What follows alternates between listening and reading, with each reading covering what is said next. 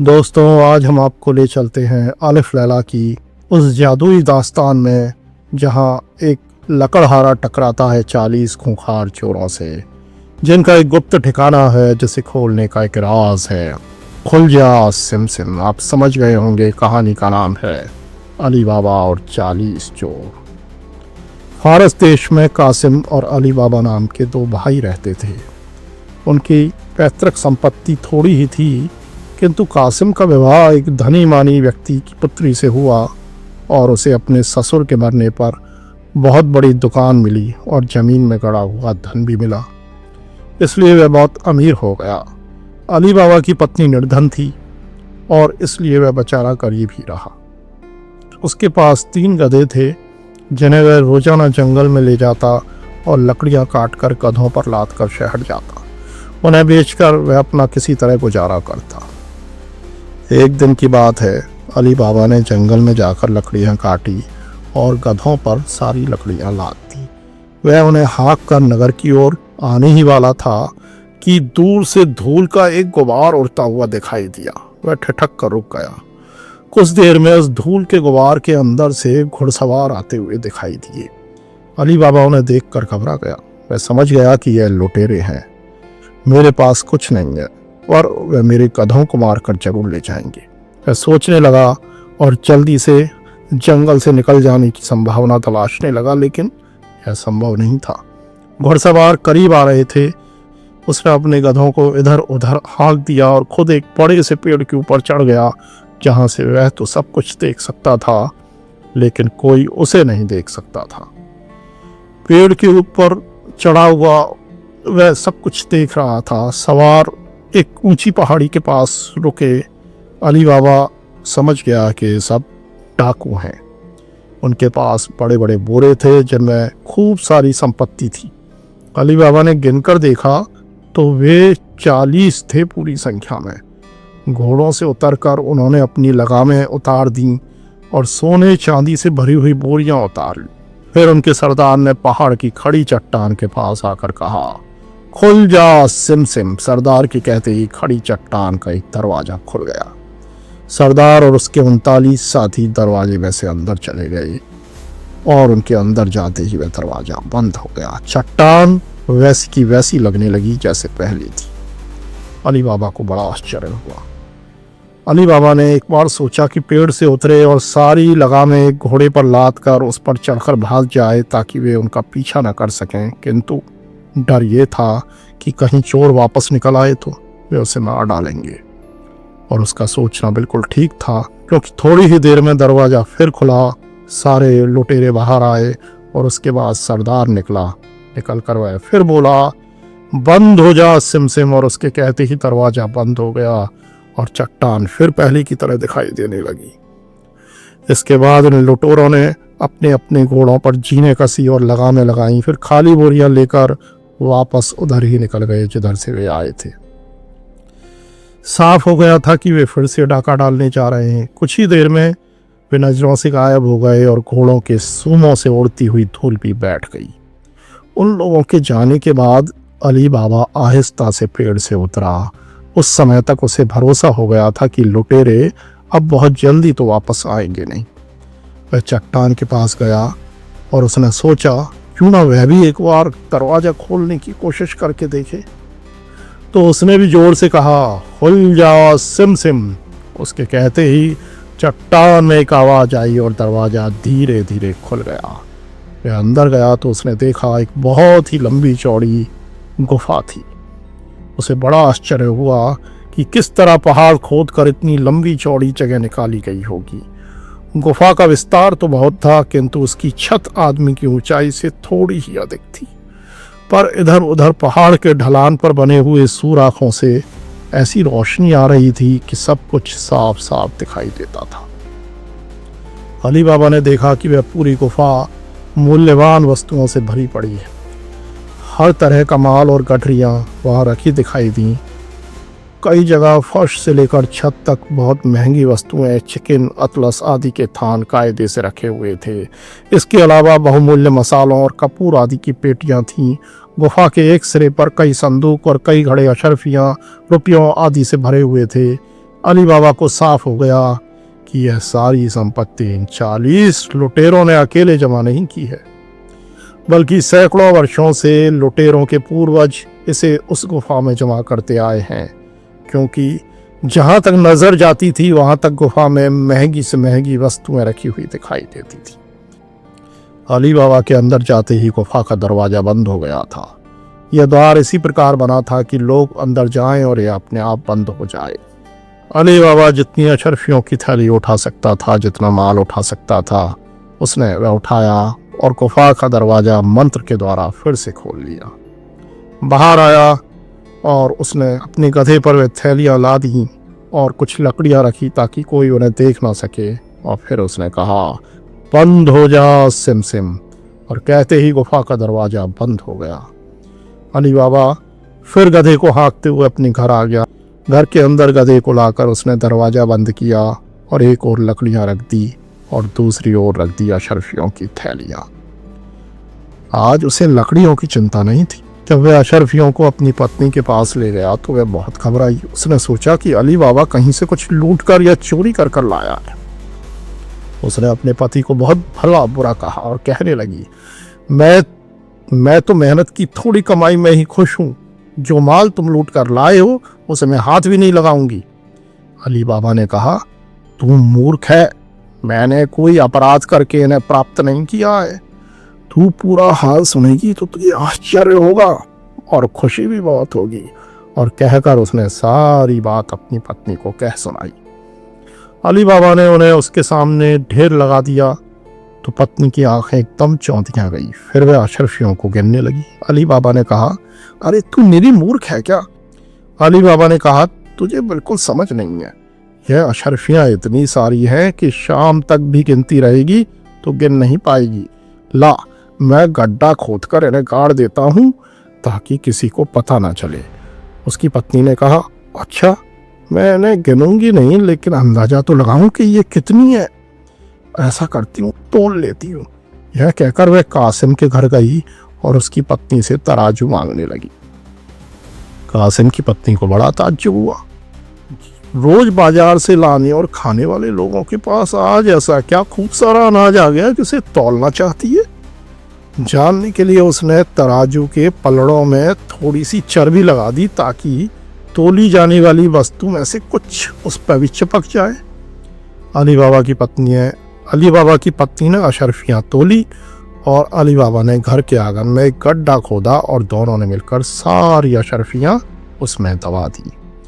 अली बाबा की पत्नी जब कासिम के घर तराजू वापस करने गई तो उसने जल्दी में यह नहीं देखा कि तराजू के एक पल्ले में एक अशरफी लगी रह गई है।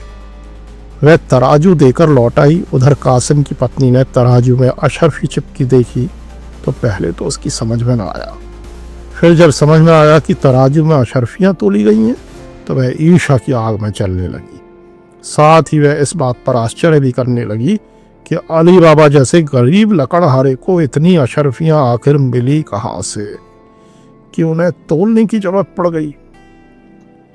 तुम अपने को बड़ा अमीर शाम को जब कासिम दुकान बंद करके घर आया तो पत्नी ने ताना मारते हुए कहा, तुम बड़ा अपने आप को अमीर समझते हो। तुम्हारे अली बाबा के मुकाबले कुछ भी नहीं हो। तुम अशरफियां गिन कर रखते हो, उसके पास इतनी है कि वह तौल कर रखता है। कासिम ने कहा, यह क्या बक रही है तू? उसकी पत्नी ने दिन में घटी घटना सब उसे सुना दी और साथ ही तराजू में चिपकी अशरफी भी दिखाई जिस पर पुराने जमाने के किसी बादशाह के नाम की मोहर लगी हुई थी। कासिम को भी जलन के मारे रात भर नींद नहीं आई। दूसरे दिन तड़के ही उठकर वह अली बाबा के घर गया और बोला, भाई तुम लोगों से अपनी निर्धनता का बहाना क्यों करते हो जब तुम्हारे पास इतनी संपत्ति है? तुम्हारे पास इतनी अशरफियां हैं कि तुम्हें उन्हें गिनने की फुर्सत ही नहीं है। अली बाबा को कुछ खटका तो हुआ, लेकिन उसने कहा, भैया मैं आपका मतलब नहीं समझा। सभी जानते हैं कि मैं तो निर्धन लकड़ आ रहा हूं। कासिम ने कहा, तुम मुझसे झूठ बोलने की कोशिश ना करो। वह देखो, इसी प्रकार की अनगिनत अशरफियाँ कल तुमने तौली थी या नहीं? उन्हीं को तौलने के लिए तो तुम्हारी पत्नी कल मेरे यहाँ से तराजू मांग लाई थी। यह कहकर उसने अशरफी अली बाबा के सामने रख दी। अब अली बाबा को मालूम हो गया कि कासिम की पत्नी ने तराजू में कोई चिपकने वाली चीज लगा दी थी और इससे वे जान गई कि अशरफियां तौली गई हैं। उसने पिछले दिन की पूरी घटना विस्तार पूर्वक अपने भाई को बता दी।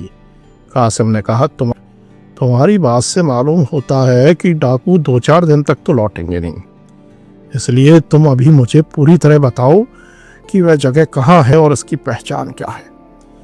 बल्कि तुम आज ना जाओ, तुम काफी पैसे ले आए हो, मुझे यह भी बताओ कि उस दरवाजे को खोलने का मंत्र क्या है। अगर नहीं बताया तो मैं तुम्हें चोरी के इल्जाम में जेल करवा दूंगा। अली बाबा ने विवश होकर सब कुछ बता दिया। कासिम 10 खच्चर लेकर उस जंगल की ओर चल पड़ा।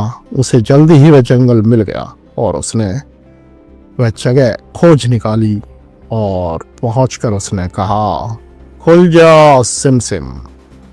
दरवाजा खुल गया। कासिम खच्चरों को बाहर छोड़कर गुफा के अंदर आया। उसके अंदर जाते ही दरवाजा बंद हो गया। कासिम ने इतनी दौलत देखी तो आनंद से नाचने लगा। वह हर चीज को अच्छी तरह छू कर देखता और इस सब में उसे बहुत देर हो गई। और न सिर्फ देर हुई, वह यह भी भूल गया कि दरवाजा खोलने का मंत्र क्या था। आखिर में जब वह सबसे कीमती सिक्कों और रत्नों के 10 भारी बोरे बनाकर दरवाजे के पास लाया तो वह दरवाजा नहीं खोल पाया। वह भूल गया, कभी कहता खुल जा गया हूँ, कभी कहता खुल जा जाओ, और दरवाजा नहीं खुलता। अब उसकी जान सूखने लगी कि वह इस गुफा में भूखा प्यासा मर जाएगा। और संयोग की बात देखिए कि लुटेरे भी कहीं से लूटपाट करके उसी दोपहर को आ गए। उन्होंने गुफा के बाहर 10 खच्चर बंधे देखे तो उन्हें आश्चर्य हुआ कि इन खच्चरों को यहाँ कौन लाया है। आसपास तो कोई दिखाई नहीं दिया। अंत में उन्होंने खच्चरों की चिंता छोड़कर अपनी लाई हुई संपत्ति को गुफा में रखने की सोची। सरदार ने कहा, खुल जा सिमसिम, और कहते ही दरवाजा खुल गया। कासिम यह तो समझ ही गया था कि लुटेरे आ गए हैं। वह दरवाजा खुलते ही जान बचाने के लिए बाहर भागा, लेकिन डाकुओं ने उसे दबोच लिया। वे उसे घसीट कर गुफा के अंदर ले गए और उसे मारकर उसके शरीर के टुकड़े कर दिए। वे लोग देर तक इस बात पर बहस करते रहे कि इस आदमी को इस गुफा का भेद कैसे मालूम हुआ और किसने इसे गुप्त द्वार खोलने की तरकीब बताई। देर तक बहस करने के बाद भी वे किसी नतीजे पर न पहुंचे। उन्होंने तय किया कि लाश को गुफा के अंदर ही सड़ने दिया जाए, क्योंकि बाहर फेंकने से खतरा था कि औरों की निगाह पड़े। उन्होंने दरवाजे के पास ही इधर उधर लाश के टुकड़े फेंक दिए और लूट का माल रखकर जल्दी से बाहर आ गए। जल्दी और कासिम के द्वारा की हुई गड़बड़ से उन्हें न मालूम हुआ था कि अशरफियां कम हो गई थीं। वे बाहर आकर कासिम के खच्चर भी हाँक ले गए और आश्वस्त हो गए कि अब उनका भेद कोई नहीं जानता। इधर रात होने पर भी जब कासिम घर वापस नहीं लौटा तो उसकी स्त्री अली बाबा के घर आई। उसे यह तो मालूम नहीं था कि अली बाबा और कासिम में क्या बात हुई थी और अली बाबा ने उसे क्या बताया था। उसने अली बाबा से कहा, देवर जी, तुम्हारे भाई साहब दिन में 10 खच्चर लेकर ना जाने कहाँ चले गए हैं। मुझसे कह गए कि 2-3 घंटों में वापस आ जाऊंगा। देर हुई तो मैंने दुकान में भी पूछ पाया, वहाँ नौकरों ने बताया कि आज मालिक आए ही नहीं और अब तो रात हो गई है, अभी तक वे वापस नहीं आए हैं। समझ में नहीं आता क्या करूं, किससे पूछूं, आप ही कुछ पता लगाओ ना उनका। अली बाबा का माथा ठनका कि जंगल में कहीं कुछ गड़बड़ हो गई। प्रकट में उसने कहा, भाभी घबराओ नहीं, भैया होशियार आदमी है, कोई बच्चे नहीं है, किसी ज़रूरी काम से कहीं रह गए होंगे, सुबह तक आ ही जाएंगे। वैसे भी रात को कहाँ तलाश किया जाए, शहर का फाटक भी बंद हो गया होगा, इसलिए बाहर भी नहीं आया जा सकता। कासिम की पत्नी बेबस होकर घर लौट गई। वह रात भर अपने पति के लिए व्याकुल रही और रोती रही। उसे आवाज़ इसलिए दबानी पड़ी कि उसे पति के गायब हो जाने में किसी रहस्य का आभास हो गया था और वह यह नहीं चाहती थी कि इस बात का पता चले पड़ोसियों को। वह बार बार स्वयं को धिक्कारती कि उसने अली बाबा के भाग्य से क्यों ईर्ष्या की और क्यों उसने अपने पति को उकसाया। अब न जाने वह किस मुसीबत में पड़ गया होगा। सुबह वह फिर अली बाबा के पास गई और कहा, आपके भाई अभी तक नहीं लौटे, कुछ पता लगाओ ना। अली बाबा ने अपनी भाभी को सांत्वना दी और घर भेज दिया और खुद 3 गधे लेकर जंगल में गया। उसी गुफा के पास पहुंच गया। उसने वहां अंदर की ओर से रिसा हुआ कुछ खून देखा और बाहर 10 खच्चरों में से एक भी ना था। उसे विश्वास हो गया कि कासिम के साथ बहुत बुरी घटना घट गई है। उसने इधर उधर देखकर कहा, खुल जा सिम सिम। दरवाजा खुल गया और उसके अंदर जाते ही बंद हो गया। अंदर जाते ही अली बाबा चौंक पड़ा। दरवाजे के पास ही दोनों ओर कासिम की लाश के 2-2 टुकड़े पड़े थे। उसे समझने में देर न लगी कि कासिम के रहते ही डाकू वापस आ गए और उन्होंने उसे मार डाला और खच्चर भी ले गए। उसने वहीं से एक चादर उठाकर कासिम के शरीर के टुकड़ों की गठरी बनाई, ढेर सारी और अशरफियां 2 बोरियों में भरी और मंत्र से दरवाजा खोलकर बाहर आ गया। एक गधे पर कासिम की लाश और बाकी 2 पर अशरफियां ला दी और उन्हें लकड़ियों से छिपाकर होशियारी से शहर में होता हुआ अपने घर वापस आ गया। उसने अशरफी की बोरियां अपनी पत्नी को दी, किंतु कासिम का कुछ हाल उसे नहीं बताया और तीसरा गधा लेकर वह कासिम के घर पहुंचा। आवाज देने पर कासिम की दासी ने, जिसका नाम मर्जीना था और बहुत होशियार थी, दरवाजा खोला। अली बाबा ने गधा अंदर करके दरवाजा बंद कर लिया और मर्जीना को कासिम के बारे में बताया और कहा, समझ नहीं आता इसकी मौत के बारे में भाभी को कैसे बताया जाए और इसके टुकड़े टुकड़े हुए शरीर को कैसे दफन किया जाए। मर्जीना ने कुछ सोचकर कहा, आप मालकिन को संभालें, बाकी काम मैं ठीक कर लूंगी। अली बाबा अपनी भाभी के पास गया तो उसने कहा, क्या खबर लाए? भगवान सब भला करे, तुम्हारे चेहरे पर दुख दिखाई देता है। अली बाबा ने उसे कासिम की लाश के 4 टुकड़ों में मिलने की बात बताई। वह चीख कर रोने लगी तो अली बाबा ने उसे डांट कर कहा, क्या करती हो भाभी, भैया तो गए ही, क्या अब रो पीट कर तुम सारा भेद खोलना चाहती हो? लोगों को असलियत मालूम हुई तो हम सबकी जानों पर बनाएगी। या तो शहर कोतवाल हमारे धन के लालच में हम पर कासिम की हत्या का आरोप लगाकर फांसी दे देगा, या डाकुओं को पता चला तो आकर हमें मार डालेंगे। कासिम की पत्नी ने कहा, मैं कहाँ जाऊंगी, क्या करूंगी, मेरा तो कोई लड़का भी नहीं जो दुकान संभाले। अली बाबा बोला, बाद में सब ठीक हो जाएगा, मैं करूंगा आपसे विवाह। मेरी पत्नी सुशील है, वह आपसे झगड़ा न करेगी। पहले भैया को दफनाने का प्रबंध कर लें। कासिम की पत्नी चुपचाप आंसू बहाने लगी। उधर मर्जीना पहले एक वैद्य के पास गई और उनसे कहा कि अगर कोई मरने वाला हो तो उसके लिए कौन सी दवा चाहिए वो दे दो। उसने कहा कि मेरे मालिक की स्थिति बहुत खराब है। वैद्य ने एक दवा दी और कहा, इसको ले जाओ और पिला देना, अगर इससे ठीक ना हो तो और दूसरी दवा दे दूंगा। मर्जीना दवा लेकर एक मोची के पास गई जो दूर एक मोहल्ले में रहता था। मोची का नाम मुस्तफा था। उसकी दुकान में अंधेरा सा था, लेकिन वह डट कर काम कर रहा था। मर्जीना बोली, बाबा मुस्तफा, तुम तो बड़े होशियार आदमी मालूम होते हो, इतने अंधेरे में ऐसी नाजुक सिलाई कर रहे हो। मोची हंसकर बोला, लड़की तू समझती क्या है, मैं तो इससे अधिक अंधेरे में भी तुझे काट कर दोबारा जोड़ दूं। मर्जीना ने पास आकर फुसफुसाकर कहा, बाबा मुझे तुम मत काटो और मत जोड़ो, लेकिन ऐसा ही एक दूसरा काम है। दाम अच्छे मिलेंगे लेकिन किसी को पता ना चले। एक अशरफी मिलेगी। अशरफी के लालच में बूढ़ा तैयार हो गया। मर्जीना ने कहा, किंतु उस चौराहे के आगे मैं तुम्हारी आंखों पर पट्टी बांध दूंगी। बूढ़ा पहले इस पर तैयार नहीं हुआ, किंतु जब मर्जीना ने एक और अशरफी देने का वादा किया तो वह झट से तैयार हो गया। उस समय अंधेरा बहुत हो गया था। चौराहे पर आकर मर्जीना ने उसकी आंखों पर पट्टी बांधी और गलियों गलियों उसे अपने घर तक लाई। बूढ़ा घाक था, वह अपने कदम गिनता गया और मोड़ों का ध्यान रखता गया। घर ले जाकर उसने एक कोठरी में रखी कासिम की लाश उसे दिखाकर कहा, इन टुकड़ों को सीकर एक पूरा शरीर बनाना है। मुस्तफा को और भेद जानकर क्या करना था। उसने घंटे 2 घंटे में टुकड़े सीकर पूरा शरीर बना दिया। मर्जीना ने उसे 2 के बजाय 3 अशरफियां दी और कहा, मैं तुम्हें जिस तरह लाई थी उसी तरह वापस तुम्हारी दुकान के सामने वाले चौराहे पर पहुंचा दूंगी। यह एक अतिरिक्त अशरफिये इसलिए दे रही हूं कि इस बात को राज रखना। मुस्तफ़ा ने वादा किया। ठीक है। मर्जीना रात ही में मुस्तफ़ा को उसकी दुकान के सामने वाले चौराहे पर उसकी आंखों में पट्टी बांधकर छोड़ आई। घर में उसने और अली बाबा ने मिलकर लाश को नहलाया और कफन में लपेट दिया। दूसरी सुबह मर्जीना फिर रोती हुई वैद्य के पास गई और बोली, जो दवा आपने दी थी उससे काम नहीं हुआ, दूसरी दवा दे दो। मालिक की हालत और भी ज़्यादा खराब हो रही है। मालूम नहीं यह दवा भी वे लेंगे या नहीं ले पाएंगे, पता नहीं कहीं पहले ही दम तोड़ दें। वैद्य ने दवा दे दी और मर्जीना वापस चली गई। वैद्य ने और लोगों को भी कासिम की हालत के बारे में बताया। कासिम मोहल्ले का प्रतिष्ठित व्यक्ति था, इसलिए कई आदमी उसके घर हालचाल पूछने आ गए।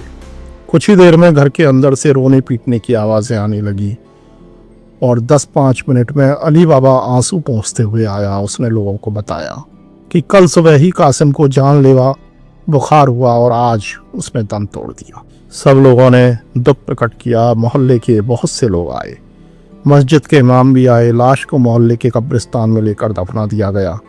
मस्जिद के इमाम ने जनाजे की नमाज पढ़ी और इस तरह कासिम की बीमारी से स्वाभाविक मृत्यु की बात पूरे मोहल्ले में फैल गई। अली बाबा ने 40 दिन तक घर में बैठकर अपने भाई के लिए रस्म के अनुसार शोक किया। बाद में वह अपने बड़े भाई के घर में, जो बहुत लंबा और चौड़ा था, आ गया और उसकी पत्नी और भाभी के साथ वहीं रहने लगा। मातम का वक्त जब खत्म हो गया तो उसके बाद अली बाबा ने अपनी विधवा भाभी के साथ निकाह कर लिया। अली बाबा का पुत्र, जो किसी व्यापारी के साथ व्यापार का काम सीख चुका था, कासिम की दुकान को संभालने लगा और अली बाबा घर में आराम से रहने लगा। उधर 2-4 दिन बाद लुटेरे फिर गुहा में आए और उन्हें देखकर बड़ा आश्चर्य हुआ कि जिस आदमी को मारा था उसकी लाश के टुकड़े गायब हैं। साथ ही उन्होंने यह भी देखा कि 4-5 बोरियां अशरफियों की भी गायब हैं। डाकुओं ने सोचा कि यह तो बहुत बुरा हुआ, यानी कोई और भी है जो गुफा का रहस्य जानता है, उसे खोलना भी जानता है, और वह मरे हुए व्यक्ति के टुकड़े उठा ले गया है और धन भी ले गया है। ऐसा है वह जरूर उसका कोई रिश्तेदार है। लेकिन जब मरा हुआ व्यक्ति ही नहीं मिल रहा तो उसका पता कैसे चलेगा जो उसे उठा ले गया है। सरदार ने कहा, भाइयों, हाथ पर हाथ धरकर बैठने से काम नहीं चलेगा। जो आदमी हमारा भेद जानता है वह हमारे और हमारे पुरखों के जमा किए धन को लूट ले जाएगा। हम में से कोई यहाँ रह नहीं सकता, क्योंकि हमने अपने निवास स्थान से दूर संग्रह स्थान बनाया है। यहाँ किसी के रहने से हमारा भेद खुल जाएगा। तुम लोगों में से जो सबसे होशियार हो वह शहर में जाकर मोहल्ले मोहल्ले घूम घूम कर पता लगाए और होशियारी से काम करे। अभी सिर्फ यह जानने की ज़रूरत है कि वह आदमी कौन है जो टुकड़े टुकड़े करके मारा गया और दफन हुआ है। बाकी काम बाद में देखा जाएगा। जो यह पता लगाएगा वह लूट के माल में अपने हिस्से के अलावा और भी ज़्यादा भारी इनाम पाएगा। किंतु शर्त यह है कि अगर वह असफल रहा तो उसे मार दिया जाएगा। एक डाकू ने इस काम का बीड़ा उठाया। वह शहर में आकर कई मोहल्लों में टोह लेता फिरा, किंतु उसे कुछ पता ना चला। संयोग से वह मुस्तफ़ा मोची के पास जा निकला। उसने कहा, बाबा, तुम इस उम्र में भी अंधेरी जगह में ऐसी होशियारी से काम करते हो। बूढ़ा तारीफ सुनकर फूल गया। बोला, हाँ, बहुत होशियार हूं मैं। वह यह भी भूल गया कि उसने एक वादा किया था, इसलिए वह बोला, आप बताइए क्या काम है। कुछ दिन पहले मैंने इससे भी अंधेरे में एक लाश के 4 टुकड़ों को सीकर पूरा शरीर बनवाया था। डाकू ने बड़े ताज्जुब से कहा, कटे आदमी को तुमने पूरा सिल दिया, लेकिन क्यों? मुस्तफ़ा ने कहा, भाई, मैंने तुम्हें गलती से बात बता दी है। मैंने उस बात को गुप्त रखने का वादा किया था। अब मैं इस बारे में तुमसे कोई और बात नहीं करूंगा, बल्कि तुमसे कुछ भी नहीं कहूंगा। डाकू ने उसके हाथ पर एक अशरफी रखी और कहा, मैं इस बात को बिल्कुल नहीं पूछूंगा। तुम सिर्फ यह करो कि मुझे वह मकान बता दो जहां पर तुमने लाश के टुकड़े सिए थे। मुस्तफ़ा घबराया। उसने कहा, तुम अपनी अशरफी वापस ले लो। मकान मैं इसलिए नहीं बता सकता कि एक दासी उस चौराहे से मुझे रात के समय आंखों पर पट्टी बांध कर ले गई थी और उसी तरह वहां छोड़ गई थी। डाकू ने उसे एक अशर्फी और दी और कहा, बाबा तुम बड़े होशियार आदमी हो, मैं रात में आऊंगा, तुम्हारी आंखों में पट्टी बांधूंगा, बस तुम मुझे वहां ले चलो, मैं जानता हूं तुमको सब पता होगा। बूढ़े को लालच आ गया। उसने कहा, अच्छा भाई तुम फिर रात को आ जाना, काम बड़ा खतरनाक है लेकिन तुम इतना जोर देते हो तो करना ही पड़ेगा। रात में भी मुस्तफ़ा ने दुकान बंद नहीं की, पर दुकान में दिया भी नहीं जलाया। डाकू के आने पर वह उसे चौराहे पर ले गया जहां डाकू ने उसकी आंखों पर पट्टी बांध दी। मुस्तफ़ा अपने कदमों को गिनता और निश्चित संख्या के बाद दाएं और बाएं मुड़ते हुए जाने लगा। अंत में वह एक जगह ठहर गया और बोला कि यहीं तक आया था और उस ओर के मकान में मुझे दासी ले गई थी। डाकू ने उसकी आंखें खोलकर कहा, बता सकते हो कि वह कौन सा मकान है और किसका है? आंखें खोलकर मैं अपनी दुकान के चौराहे पर वापस भी नहीं जा सकता, तो मुझे पट्टी बांधकर ही वापस ले चलो। यहाँ किसका कौन सा मकान है यह मैं नहीं जानता, मैं दूर के मोहल्ले में रहता हूँ। डाकू ने उससे बहस नहीं की। मोची ने बंद आंखों से जो मकान बताया था उसके दरवाजे पर उसने खड़िया से एक निशान बना दिया। फिर वह मुस्तफ़ा की आंखों में पट्टी बांधकर उसकी दुकान के चौराहे पर छोड़ गया। रात भर वह उसी नगर में अपने निवास स्थान पर रहा। दूसरे दिन सुबह उठकर वह अपने दल में गया और सारा हाल बताया, किस तरह फला मोहल्ले के बूढ़े मोची की आंखों में पट्टी बांधकर वह उस मकान में गया जहां मोची ने 4 टुकड़ों को सीकर पूरी लाश बनाई थी और साफ है कि वह उसी आदमी की लाश थी जिसे हमने मारा था। सरदार ने कहा, ठीक है, आज रात को मेरे साथ चलकर तुम मुझे वह मकान दिखाना। इधर सुबह मर्जीना जब घर से बाहर निकली तो उसे अपने घर के दरवाजे पर खड़िया का निशान मिला। उसे खटका हो गया क्योंकि उसे डाकुओं के बारे में मालूम था। उसने हाथ में खड़िया ली और आसपास के 10-12 मकानों पर ठीक वैसा ही निशान बना दिया जैसा उसके मकान पर बना हुआ था। रात को जासूस डाकू अपने सरदार और 2-1 और साथियों के साथ वहां आया तो देखा कि कई मकानों पर वैसे ही निशान बने हैं। जासूस डाकू यह देखकर बहुत परेशान हुआ। वह उस मकान को बिल्कुल न पहचान सका जिस पर उसने निशान लगाया था। उसने कसमें खाकर कहा कि मैंने एक ही दरवाजे पर निशान लगाया था और बिल्कुल नहीं जानता कि अन्य दरवाजों पर निशान कैसे बन गए।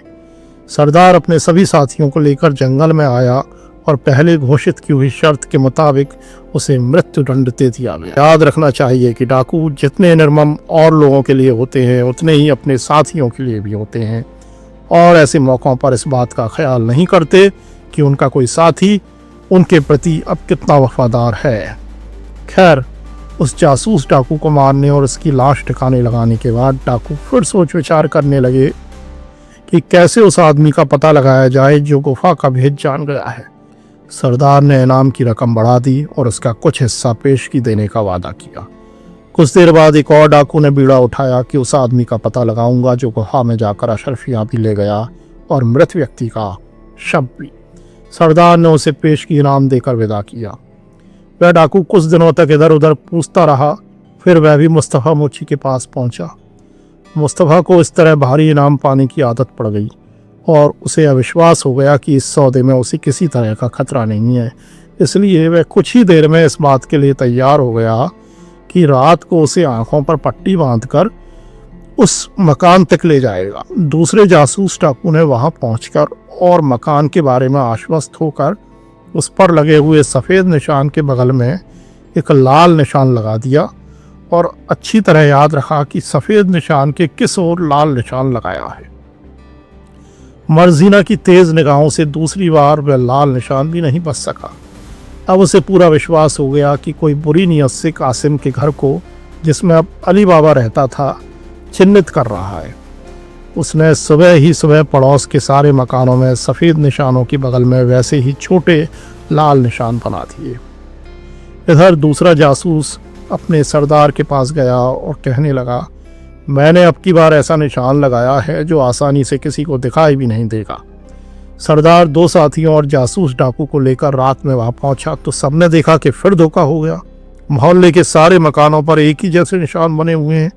दूसरा डाकू भी बहुत लज्जित हुआ और जब डाकू अपने अड्डे पर पहुंचा तो सरदार से अपने प्राणों की भीख मांगने लगा, किंतु सरदार ने कोई ढिलाई नहीं दिखाई और उसे भी मृत्यु दंड दिया। दो जासूस डाकुओं की असफलता और मौत देखने पर अब आखिर कौन होगा जो पता लगाने के लिए तैयार होता। इसलिए सरदार ने स्वयं यह काम करने का निश्चय किया। वह भी मुस्तफ़ा मोची के यहाँ पहुंचा और उसे अशरफियाँ देकर उसकी आंखों में पट्टी बांधकर अली बाबा के मकान के सामने पहुंचा। वह देख चुका था कि मकान पर निशान लगाने की विधि 2 बार असफल रही थी, इसलिए उसने घूम फिरकर सारे मकानों की अच्छी तरह पहचान की। अली बाबा के मकान के विशेष चिन्हों को भी याद रखा। दूसरे दिन दोपहर के समय उस मोहल्ले में जाकर पूछताछ की और अली बाबा के बारे में पता लगाया कि वह शांत और सौम्य स्वभाव का व्यक्ति है। डाकुओं के सरदार ने अपने अड्डे पर वापस जाकर अली बाबा को मारने की एक योजना बनाई। वह काम चुपचाप करना चाहता था। उसने अपने आदमियों को भेजकर 38 बड़े बड़े तेल के पीपे, जिनमें एक आदमी सिकुड़कर आसानी से बैठ सकता था, और 19 खच्चर मंगाए। उसने अपने बचे हुए 37 साथियों को एक एक पीपे में बैठाया और एक पीपे में ऊपर तक तेल भरवा दिया। फिर एक एक खच्चर पर 2-2 पीपे इधर उधर लटकाकर शहर की ओर चल दिया। सरदार ने पीपों के अलावा 37 आदमियों के लिए भोजन की व्यवस्था भी करवा दी। सबके पास एक तेज छुरा भी था। सरदार ने योजना सबको समझाई कि हम लोग अली बाबा के घर में ठहरेंगे और आधी रात को जब पीपों पर मेरी फेंकी हुई कंकड़ियां लगें तो सभी डाकू अपने छुरों सहित अपने अपने पीपों से बाहर निकल आएंगे और अली बाबा और उसके परिवार के सदस्यों की हत्या करके रात ही रात चुपचाप शहर में इधर उधर छुप जाएंगे। सुबह शहर से बाहर निकलकर अपने अड्डे पर वापस आ जाएंगे। सभी डाकुओं को यह योजना पसंद आई। शाम को दिया जलने के बाद सरदार व्यापारी के वेश में अपने 19 खच्चर लिए हुए अली बाबा के घर पहुंचा। उसने खच्चर बाहर रहने दिए और खुद अंदर गया। अली बाबा अपनी बैठक में बैठा था। सरदार ने उसे सलाम करके कहा, महाशय, मैं बाहर से आया हूँ, तेल का व्यापारी हूँ। यहाँ के व्यापारियों के हाथ बेचने के लिए तेल लाया हूँ। मुझे रास्ते में देर लग गई और इस समय किसी सराय में जगह नहीं मिली। यदि आप अनुमति दें तो आपके अहाते में अपने खच्चर बांध दूँ और तेल के पीपे रखवा दूँ। सुबह उन्हें फिर खच्चरों पर लाद कर तेल की मंडी में चला जाऊँगा। अली बाबा ने उसको अतिथि बनाना मंजूर कर लिया। उसने अपने आदमी से पीपे उतरवाए और खच्चरों के लिए घास की व्यवस्था करने को कहा, किंतु डाकू सरदार ने कहा कि मेरे पास खच्चरों का दाना है। अली बाबा उसके बदले हुए वेश में उसकी आवाज़ भी नहीं पहचान सका। उसने कहा, आप मेरे साथ भोजन करें और आपके लिए बाहर की ओर एक कमरा खाली करवा दिया है, उसमें आराम से सो जाएं। इसे अपना ही घर समझें। साथ ही उसने आज्ञा दी कि कल सुबह मैं हमाम में स्नान करने जाना चाहता हूँ, इसलिए नौकर अब्दुल्ला को मेरे नए कपड़ों का एक जोड़ा निकाल कर दे देना। और हाँ, स्नान से पहले मैं मीठा सूप पीना चाहता हूँ, वह भी रात में ही चढ़ा देना ताकि सुबह तक तैयार हो जाए। मर्जीना ने कहा, यह सब हो जाएगा। डाकू सरदार और अली बाबा भोजन करके अपने अपने कमरों में जाकर लेट गए और सो गए। डाकू ने सोचा था कि एक नींद ले लूं, क्योंकि आधी रात के बाद तो रात भर जागना ही था। इधर मर्जीना ने अली बाबा के लिए कपड़े निकाल कर अब्दुल्ला को दिए। फिर वह सूप चढ़ाने की तैयारी करने लगी। संयोग से उसी समय रसोई के दिए का तेल खत्म हो गया। घर में जलाने का तेल नहीं था। वह परेशान हुई तो अब्दुल्ला ने कहा, रोती क्यों है? व्यापारी के इतने सारे पीपे रखे हैं, जरा सा तेल उससे ले लें, व्यापारी को क्या पता चलेगा। मर्जीना ने कहा, फिर तू ही तेल ले आ। अब्दुल्ला बोला, मुझे तो सुबह जल्दी उठकर मालिक के साथ हम्माम में जाना है, मैं तो सोने के लिए जा रहा हूं, तू ही तेल लिया। यह कहकर अब्दुल्ला चला गया। मर्जीना एक कटोरा लेकर तेल लेने एक पीपे के पास पहुंची तो उसमें छुपे डाकू ने समझा कि सरदार आया है। उसने पूछा, समय हो गया है क्या सरदार?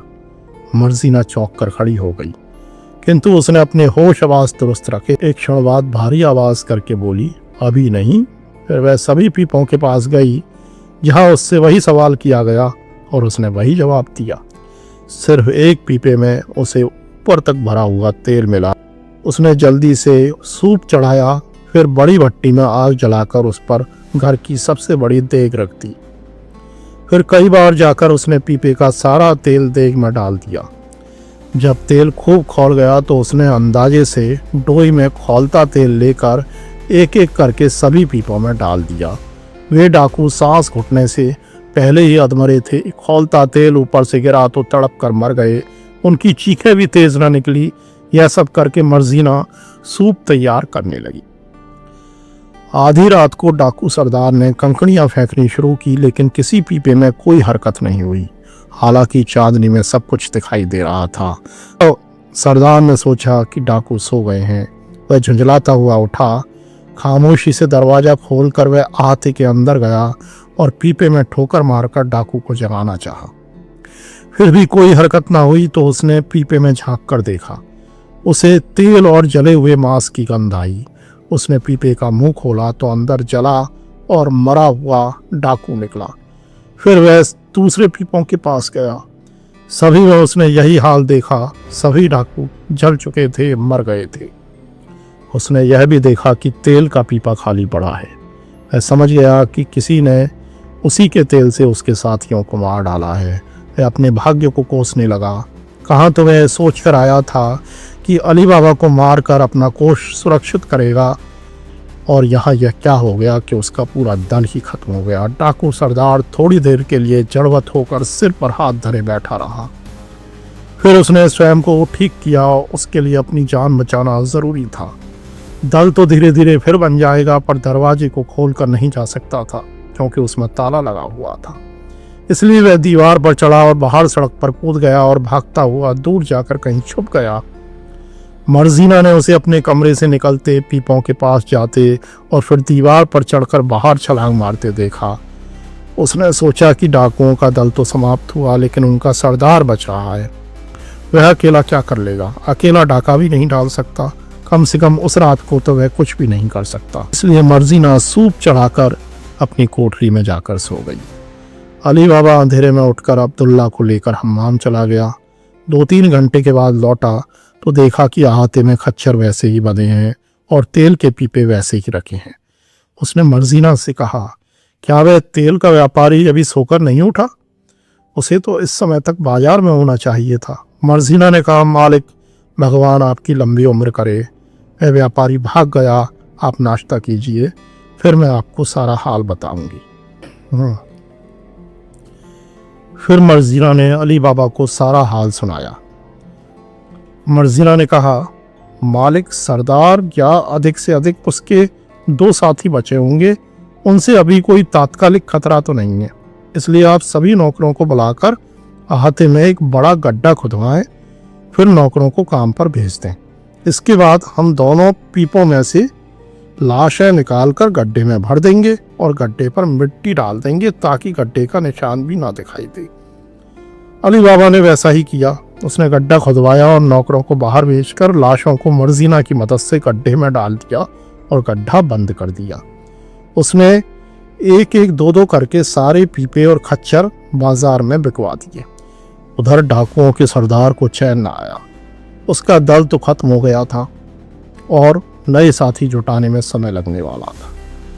अली बाबा लेकिन अभी जिंदा था और उसके सारे खजाने पर कब्जा कर सकता था। इसी तरह वह उलझन में रहा, लेकिन फिर उसने सोचा कि अली बाबा 37 लाशों को कहाँ छुपाएगा। यह कोई आसान काम नहीं होगा और इतने लोगों की हत्या के अपराध में वह मृत्युदंड भी जा सकता है। इसलिए वह एक सराय में ठहरा और भटियारे से शहर के समाचार पूछने लगा। भटियारा उसे ना सुना सका। उसने 2-4 और सरायों में जाकर इसी तरह टोह ली, लेकिन कहीं पर यह नहीं सुना कि बादशाह ने अली बाबा को 37 आदमियों के मारने के अभियोग में गिरफ्तार किया हो। ऐसा अगर होता तो डाकू सरदार का एक अकेला दुश्मन बिना हाथ पांव हिलाए ही मारा जाता, पर ऐसा होना नहीं था।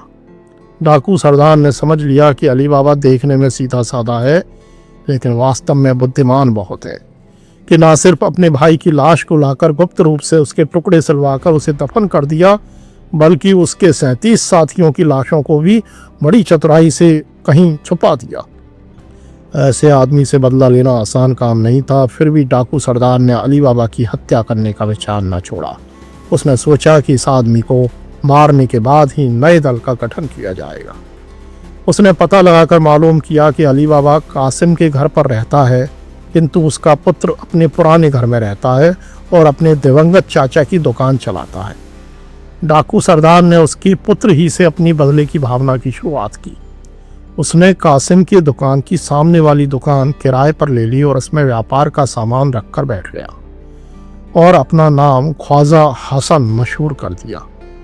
और कुछ ही दिनों में उसने अली बाबा के पुत्र से, जो बड़ा सभ्य और शिक्षित था, दोस्ती कर ली। उसने कई दिन तक इधर उधर की बातें करके जान लिया कि इसे गुफा के खजाने के बारे में कुछ भी मालूम नहीं है। साफ था कि उसे यानी अली बाबा के पुत्र को डाकुओं की भी कोई आशंका नहीं थी और पुत्र के माध्यम से उसके पिता तक पहुंचा जा सकता था। अली बाबा खुद भी कभी कभी दुकान पर अपने पुत्र को देखने आता। डाकू ने दूर से उसे पहचान लिया। उसने अली बाबा के पुत्र से इतनी मित्रता की कि रोज उसके साथ घुलने लगा और उसे कई बार अपने घर भी बुलाने लगा। अली बाबा के पुत्र ने एक दिन अपने पिता से कहा, एक नया व्यापारी ख्वाजा हसन मेरा दोस्त बन गया है। वह कई बार मुझे अपने घर ले जाकर भोजन भी कराता है। मैं भी चाहता हूँ कि उसे मैं घर बुलाऊं और भोजन कराऊं, पर मेरा घर इतना छोटा है कि उसमें दावत ठीक से नहीं हो पाएगी। इसलिए अगर आप अनुमति दें तो आपके अच्छे घर में उसकी दावत का इंतजाम करूँ। अली बाबा ने कहा, कल शुक्रवार है, बाजार बंद रहेगा, तुम घूमते घूमते शाम को आ जाना, मैं उसकी दावत का प्रबंध कर लूंगा। मर्जीना अच्छा भोजन तैयार कर देगी। दूसरे दिन शाम को अली बाबा का पुत्र और डाकू सरदार टहलते टहलते अली बाबा के मकान पर आए। डाकू को पहले ही इसका आभास हो गया था और वह अली बाबा की हत्या की तैयारी करके आया था। जब अली बाबा के पुत्र ने कहा कि यह मेरे पिता का मकान है, तो दिखाने के लिए डाकू ने कहा, रहने दीजिए, क्यों बुजुर्ग आदमी के आराम में दखल डालें। मेरे जाने से उन्हें कष्ट होगा, आप ही चले जाएं, मैं वापस जाता हूँ। अली बाबा के पुत्र ने कहा, अरे उन्हें कोई कष्ट नहीं होगा, प्रसन्नता ही होगी। मैंने उनसे आपके बारे में पहले ही बता दिया है। घर में लाकर अली बाबा के पुत्र ने अपने दोस्त को अपने पिता से मिलाया तो अली बाबा ने कहा, आपसे मिलकर मुझे बहुत खुशी हुई। इस बच्चे ने मुझसे आपकी बड़ी प्रशंसा की है। मालूम हुआ कि इसे जितना प्यार मैं करता हूँ उससे अधिक आप करते हैं। डाकू सरदार ने कहा, यह इतने सभ्य और सुशील हैं कि इन्हें कौन प्यार ना करेगा। इनकी नौजवानी ही है, लेकिन इनकी बुद्धिमानी, व्यवहार कुशलता और गंभीरता अधिकतर बड़े लोगों में भी देखने को नहीं मिलती। क्यों ना हो, यह पुत्र तो आप ही जैसे किसी शानदार इंसान का है। फिर डाकू सरदार ने घर जाने की अनुमति मांगी। अली बाबा ने कहा, यह आप क्या कर रहे हैं? बगैर भोजन किए आप यहाँ से नहीं जाएंगे, बल्कि आज रात आप मेरी कुटिया में मेहमान रहेंगे। मैं जानता हूँ कि यहाँ आपको अपने घर जैसा आराम न मिलेगा, न हमारे घर का रूखा सूखा भोजन आपके योग्य होगा। फिर भी मेरी प्रसन्नता के लिए आप मेरा अनुरोध स्वीकार करें। डाकू ने कहा, ऐसी बात करके आप मुझे लज्जित कर रहे हैं। आपके यहाँ किस चीज़ की कमी है? लेकिन मेरी कुछ मजबूरी है, मैं अपने घर के अलावा और कहीं नहीं खाता। कारण यह है कि मुझे ऐसा रोग है जिसमें नमक बिल्कुल नहीं खाया जा सकता। अली बाबा ने कहा, तो क्या मुश्किल है, मैं अभी आपके लिए बगैर नमक के भोजन का प्रबंध कर देता हूँ।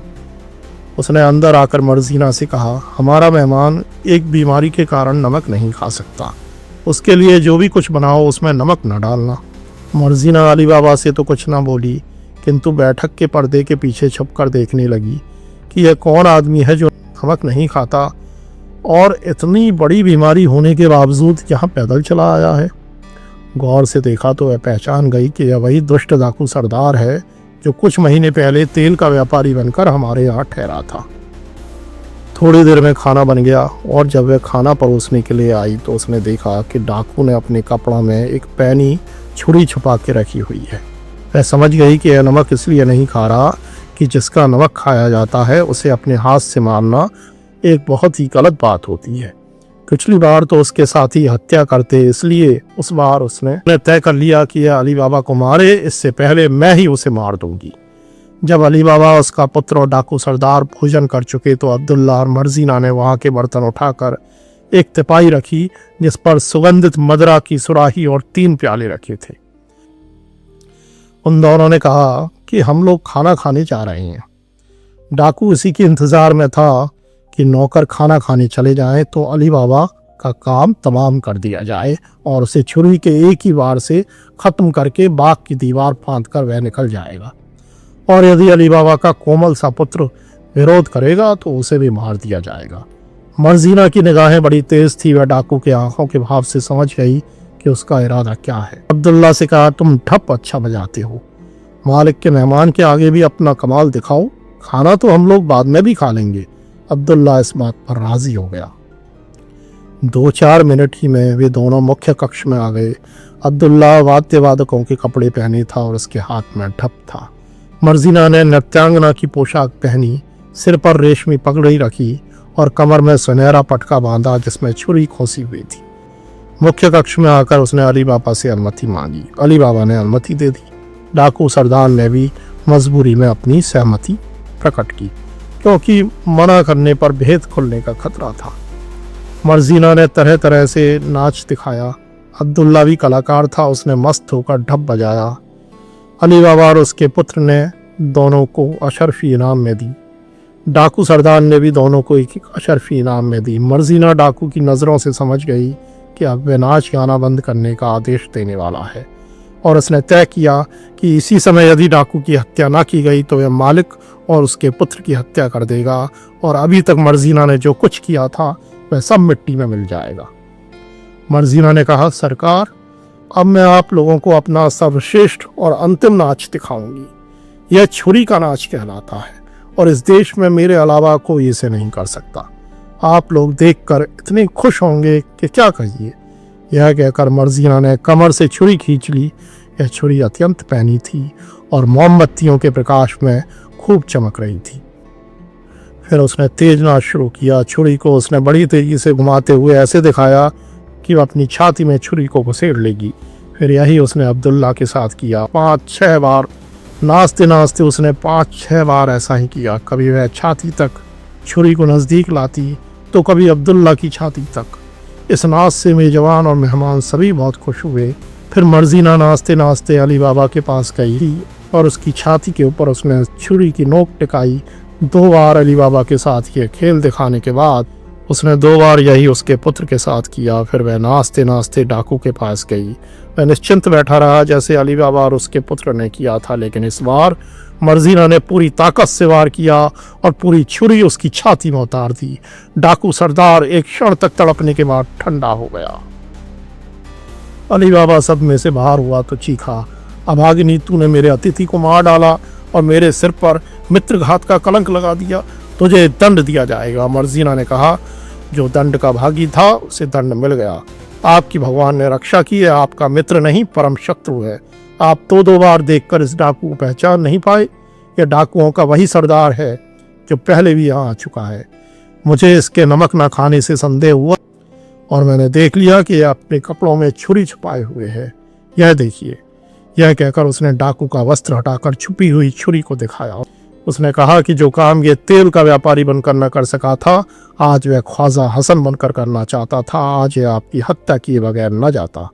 अली बाबा ने उठकर मर्जीना को गले लगा लिया और बोला, तूने कई बार मेरी जान बचाई। मैं तुझे इस एहसान का पूरा बदला तो नहीं दे सकूंगा, फिर भी जो कर सकता हूँ वह करूंगा। मैं तुझे इसी क्षण अपनी पुत्र वधू बनाना चाहता हूँ। यह कहकर उसने अपने पुत्र से पूछा कि तुम्हें यह प्रस्ताव स्वीकार है या नहीं। उसने तुरंत ही प्रस्ताव स्वीकार कर लिया और 2-4 दिन में मर्जीना से उसका विवाह हो गया।